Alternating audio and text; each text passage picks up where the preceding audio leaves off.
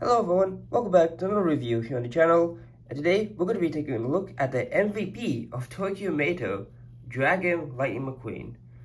Showing off a quick appearance in the car's Toons show, Tokyo Mattel. His entrance is really cool. He came out, he just kind of spawned, and then there was this really cool side shot of the dragon appearing, like this dragon here, which basically is supposed to be his bolt, which I think looks really cool. And he was basically kicking the ninja's butt, and he basically helped Meta to catch up with Kabuto, because otherwise he would have been way far off from the original path that the race was taking place in. And towards the end, he appeared dancing with all the members of Tokyo. So that was pretty cool. I mean, McQueen might not remember it, but we sure did. It's one of the best cartoon shorts they made in that time period. And he was pretty much everywhere in merchandise, Besides the diecast, I think he got a couple of backpack releases, and even this store Atomic got a bunch of versions of him. They just don't even did him in green, which is so insane to think about. And Mattel did the normal version, the oil stains version, and a metallic version that also had oil stains. So yeah, he was one of the most well-liked McQueens from the Toons, obviously. That's not counting the movies. Besides the movie paint jobs, this is probably one of the most iconic McQueen paint jobs ever, and rightfully so. Such a cool design. Now, going over his releases, he was first released in 2010 as part of the Toons line, and I believe he got reissued in the 2013-2014 Walmart exclusive Toons line. But keep in mind, all of those three releases were from China, because that's where cars were made at during this time period.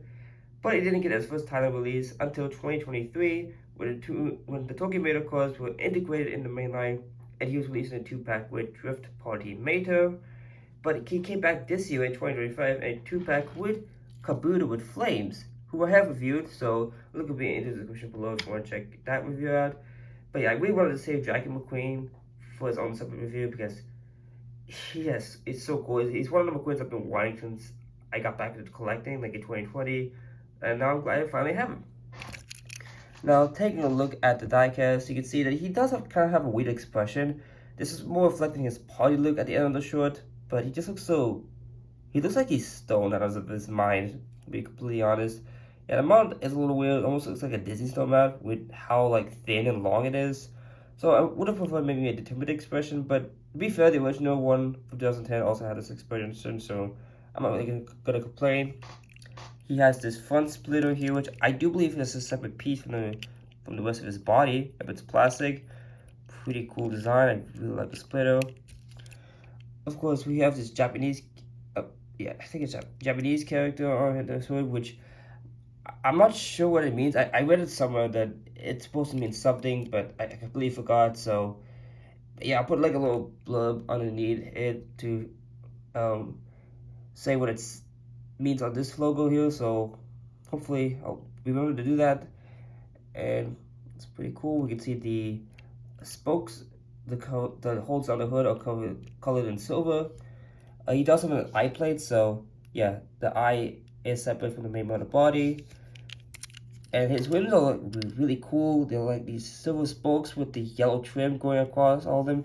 And the sides, I love the sides. It looks amazing. So I love how they made the dragon like his bolt. I still love how they were able to incorporate this iconic feature in the short. And I think it's really creative, really cool. And this dragon is bursting out flames and even continues onto the front here, which looks really cool.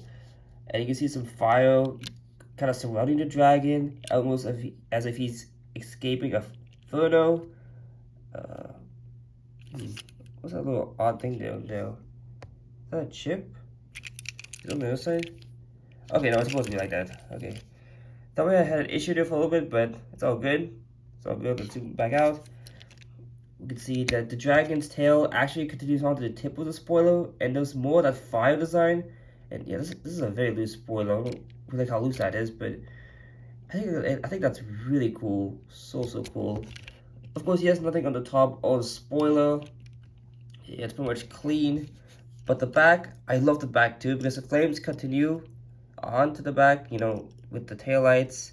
The flames actually go beyond the tail edge. I think it looks really, really cool. So cool. And he has like the big bumper protruding out of him, so that's another interesting feature. This side is pretty much the same pattern. And here is the base. He picks Thailand, U28, so the 20th week of 2020 at the A factory, which copyrighted 2022, pretty much because since he was first released in 2023, they usually copyright stuff the year before an item was released, so that's why it says that, because he has the new holes, or at least one of the front of the new Mattel working to tow him. Unfortunately, Drift Bunny Mattel, who's coming out this year, he won't be able to do that, which is kind of dumb. I think they should have updated his tow hook to match that play feature, but oh well, it's not a big deal. And so yeah, that about does it for Dragon McQueen here. Honestly, I have no complaints with this guy. Maybe the expression could have been a little better, but I mean, it's following what the original Chinese version had, so I can't really knock it down for that. But it's such a cool McQueen design, and I want to compare him to some other McQueens. Here's the Cause 1 version, of course the classic one.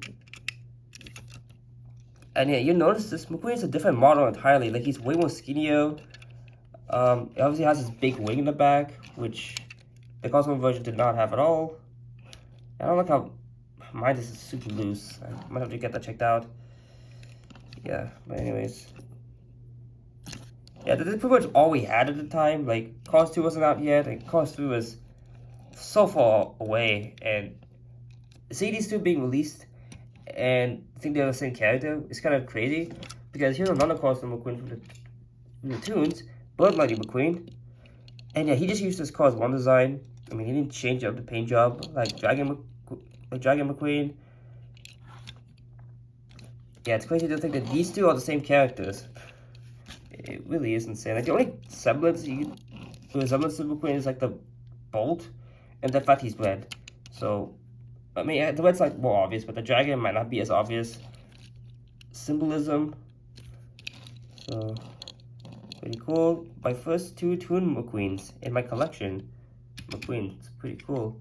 Here we have the World Grand Prix McQueen, which definitely does look a little more similar because, you know, they have this spoilers in the back that are separate from the body.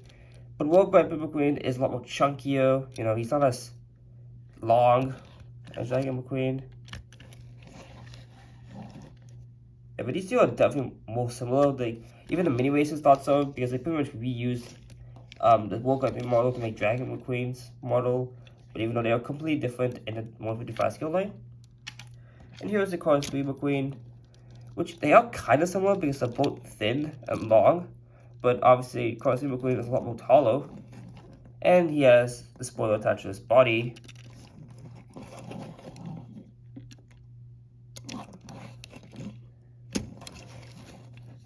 And yeah, that about does it for the comparisons of Dragon Lady McQueen. Thank you all so much for watching. Remember to leave a like, comment, and subscribe for more upcoming content.